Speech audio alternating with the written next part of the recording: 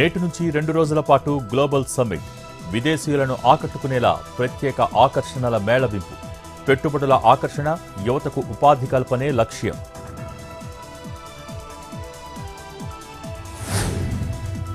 శీతాకాల విడిది కోసం హైదరాబాద్కు రాష్ట్రపతి ఈ నెల 17న నగరానికి ద్రౌపది ముర్ము రాక 22న ఢిల్లీకి తిరుగు ప్రయాణం.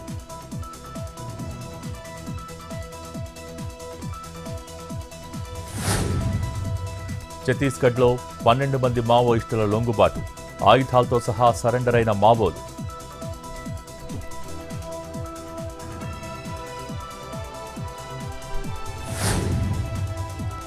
గాంధీ నెహ్రూ చరిత్రను కాలరాసేందుకే వందే మాతరంపై చర్చ ప్రజలను పక్కదో పట్టించేందుకు డిస్కషన్ అన్న ఎంపీ చామల.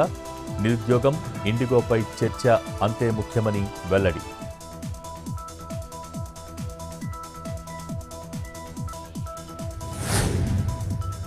రంగారెడ్డి జిల్లా ఆమనగలులో పిచ్చికుక్క స్వైర విహారం మొత్తం 36 మందిపై దాడి బాధితులకు ఆసుపత్రిలో చికిత్స.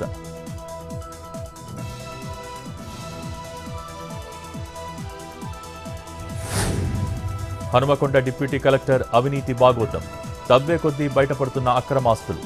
ఏసీబీ సోదాల్లో 30 లక్షల నగదు లభ్యం 100 కోట్లకు పైగా అక్రమాస్తులు గుర్తింపు. అదానీ గంగవరం పోర్టు వద్ద ఉద్రిక్తత పోర్టు ముట్టడికి కార్మికుల ఆందోళన బకాయిలు చెల్లించాలని డిమాండ్. విశాఖ ఉక్కు నిర్వాసిత ఐక్య సంఘం ఆందోళన చలో Visakha steel plant main gate కార్యక్రమానికి పిలుపు. ఆర్ కార్డు ఉన్నవారికి ఉద్యోగం కల్పించాలని డిమాండ్. ఉమ్మడి ఆదిలాబాద్ జిల్లాలో చలి పంజా రికార్డు స్థాయిలో పడిపోయిన ఉష్ణోగ్రతలు. గిన్నెదరిలో 6.6గా కనిష్ట ఉష్ణోగ్రతలు. అర్లీటీలో 6.8, పెంబిలో 9 డిగ్రీలుగా నమోదు. ఢిల్లీలో కొనసాగుతున్న వాయు కాలుష్యం. ఏక్యూఐపై 354 పాయింట్లు దాటిన పొల్యూషన్.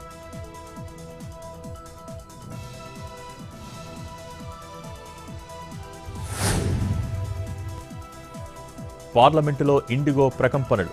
వారం రోజులుగా వందలాది విమానాలు రద్దు. ఉభయ సభల్లోనూ చర్చించాలని పట్టుబడుతున్న విపక్షాలు.